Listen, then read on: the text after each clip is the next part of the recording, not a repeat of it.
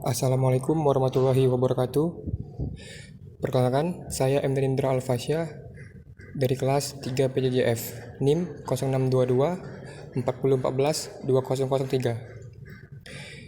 Di sini saya akan menjelaskan materi tentang Definisi. Siklus hidrologi adalah proses peredaran air dari laut ke atmosfer melalui penguapan, kemudian turun ke permukaan bumi sebagai hujan, mengalir di dalam tanah menuju permukaan, menjadi sungai yang kemudian mengalir kembali ke laut. Air di bumi. Sebagian besar air di bumi terdapat dalam air laut, dengan persentase sekitar 97,5% dari total volume air.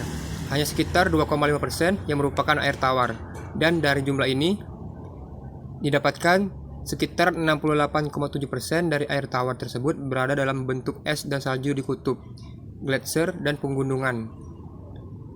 Sekitar 30,1% dari air tawar tersimpan dalam lapisan air tanah atau aquifer di bawah permukaan. Kurang dari 0,3% dari air tawar tersedia dalam bentuk sungai, danau, dan waduk.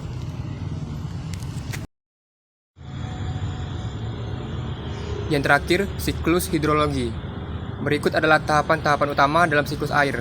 Yang pertama, penguapan atau evaporasi, yaitu proses di mana air di permukaan bumi, seperti danau, sungai, dan laut, mengubah bentuk menjadi uap air. Pemanasan matahari adalah penyebab utama penguapan ini. Kemudian terjadi transpirasi, yaitu proses di mana tumbuhan menyerap air melalui akar mereka dan melepaskan uap air melalui daunnya.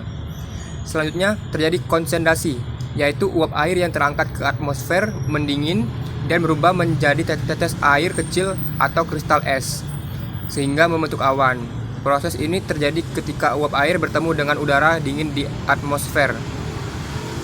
Kemudian, tetes-tetes air yang berkumpul mengapung di udara membentuk awan. Awalnya, awan biasanya tidak terlalu padat, tetapi seiring waktu, partikel air akan terus berkumpul dan membuat awan semakin besar.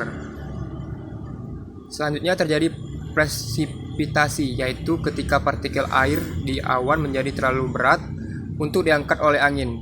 Mereka jatuh ke permukaan bumi sebagai presipitasi, dapat berupa hujan, salju, atau hujan es, tergantung pada suhu di permukaan bumi.